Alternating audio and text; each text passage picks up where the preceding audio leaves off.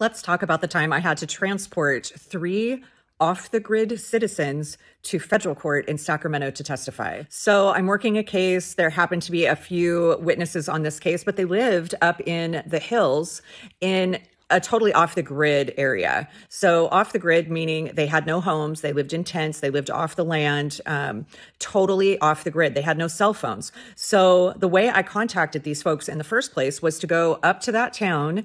And I believe the town had a population of about 88 people at that time. So this was about 10 years ago. And I left a note card at the little corner market, which was the only public market in that area. I left a little card for one of them and they called me. So I told them they were witnesses in this case, that they would be paid witness fees and that I would come and transport them on the day before really, down to Sacramento, put them in a hotel and pick them up the following morning to bring them to court to testify.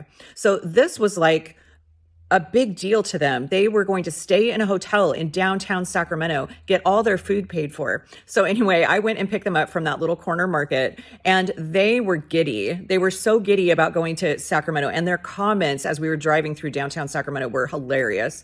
But anyway, I put them up in a hotel close to the courthouse so they could walk over in the morning.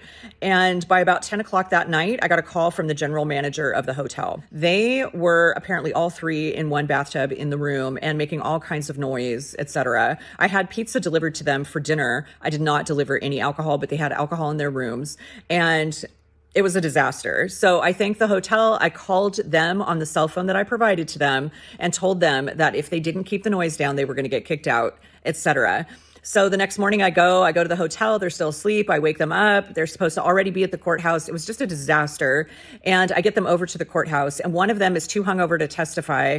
And after waiting for about 2.5 hours with them outside the courtroom on a bench, the attorney decided not to call them as witnesses. So that was the day. Then I gave them rides home. So, and we're talking probably a 4-hour round trip drive with 3 very hungover people.